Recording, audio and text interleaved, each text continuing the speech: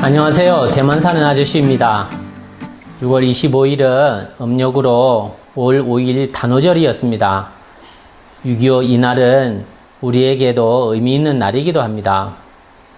오늘 여기서는 중국인들의 단오절에 대한 의미를 이야기해 보겠습니다.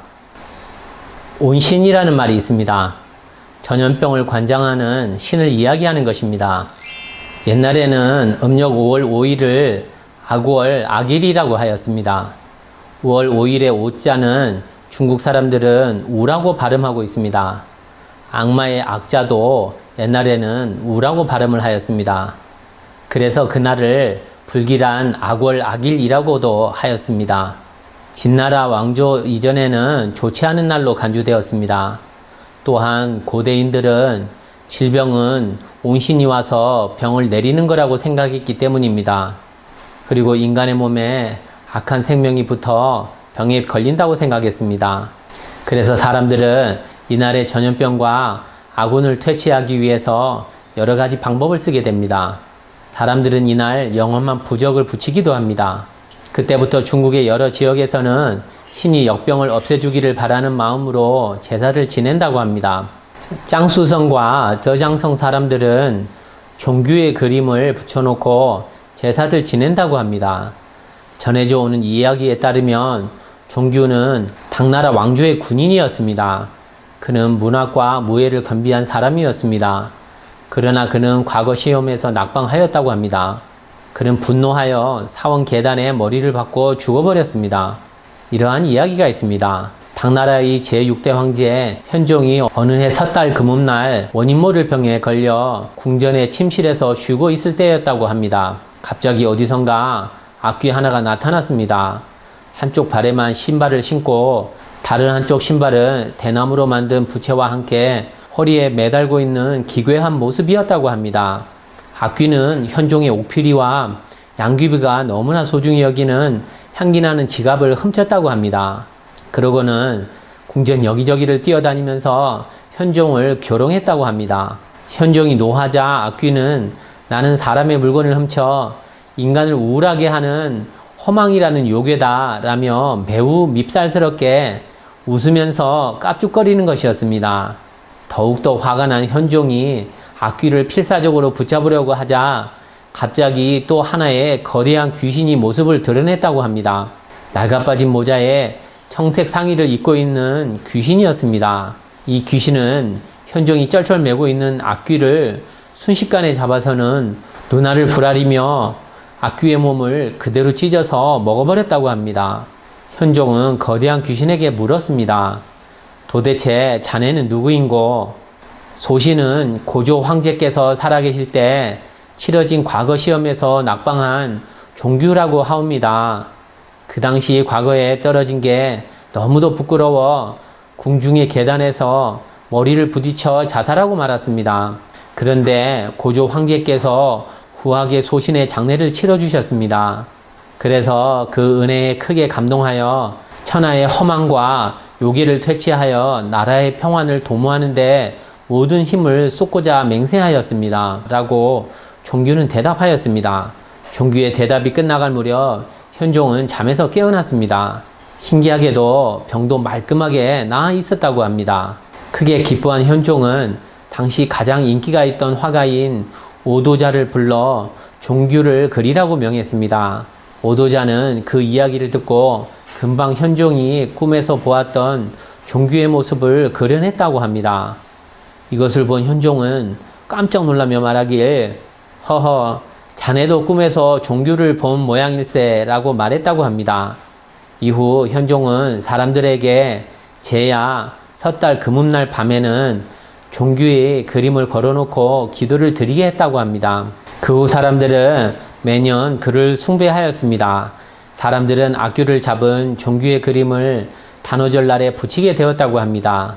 후젠 동쪽에 있는 우복 왕야 민난과 인난족이 이주한 대만은 대부분 왕야신을 숭배하여 왕야신이 전염병을 없애주기를 바랬습니다. 스산에서는 전염병의 신을 숭배하였습니다. 전염병의 신, 그는 오역 질병을 없앨 수 있습니다. 과광과 백기 등 영웅 호걸들을 단오절에 전염병을 퇴치하는 숭배 대상으로 삼았습니다. 그 뒤에 구론의 이야기가 단오절에 포함되었습니다. 구론은 기원전 339년에서 278년 전에 초나라 희왕 때의 신하 중 한 명이었습니다. 당시에 진나라는 세력이 점차 커지자 초나라에게 무리한 요구를 해왔습니다. 구론은 초나라의 희왕에게 진나라의 무리한 요구를 받아들이지 말라고 하였습니다. 희왕은 다른 신하들의 말에 넘어가 진나라의 요구를 받아들이게 되었습니다. 그리고 구론은 다른 신하들의 모함을 받아 귀양을 가게 되었습니다. 구론은 귀양을 가서 이소라는 시를 짓고 후에 초나라의 수도가 진나라 군대에 함락되었다는 소식을 듣고 영라강에 투신자살을 하였다고 합니다. 이때가 기원전 278년 음력 5월 5일 지금의 단오절입니다. 특히 이소의 내용은 구론의 백성과 초나라를 생각하는 마음으로 사마천의 사기에 당겨 중국인들에게 구론의 충직함을 기억하게 하였습니다.